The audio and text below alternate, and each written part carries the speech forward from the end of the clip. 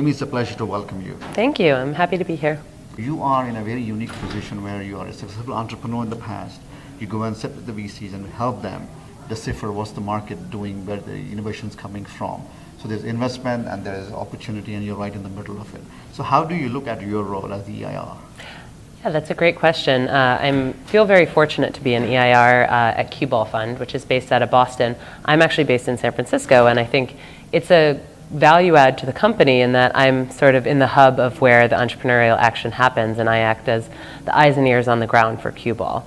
I think the way that I view the role is that you can make it what you want, right? So when people ask me what an EIR is or does, I sort of laugh because it's so different for every single person. There's some people who come in to be an EIR at a venture fund with wanting to have that time, space, and mentorship to incubate their ideas.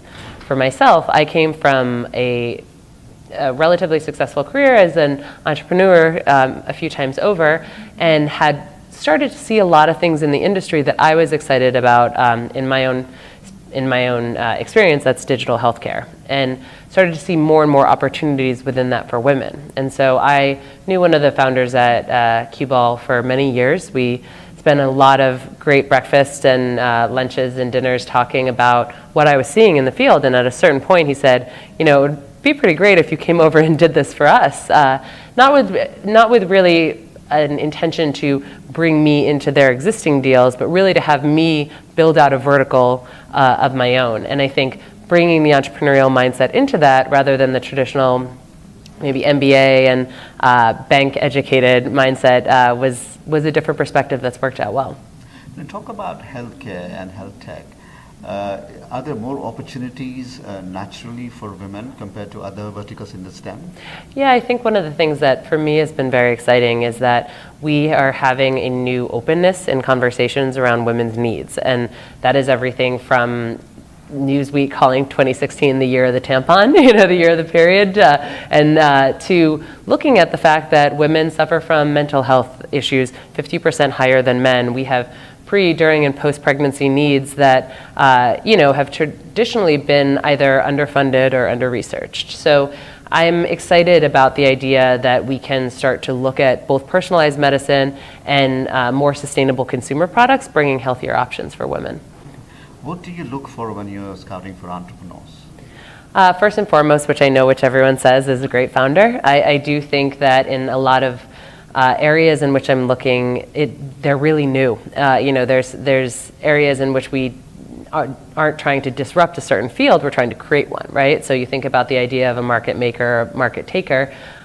We really want to find amazing market makers. And so I believe it's when I'm talking to a lot of these female founders, because most of the companies that I am looking about, it's women who are creating companies because they're solving issues that they themselves hit up against.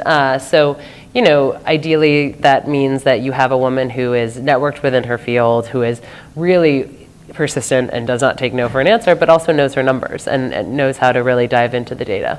Okay. Finally then, before you get them and you open your wallets, besides being a great founder, it's very important to be a great leader, to run a team. Yes. And how important is that?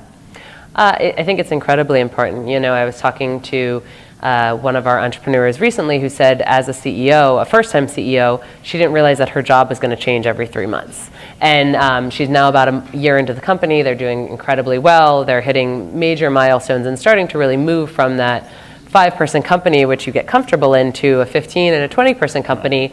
And the majority of her time is really spent on managing people, which I think you hear about and you don't really understand until you get into the scenario in which you have to kind of click into a more empathetic role, but frankly start to also make some hard decisions within that. So while you can, I think start to lead with an empathetic mind, you also have to kind of like rule with a rational heart. So yeah.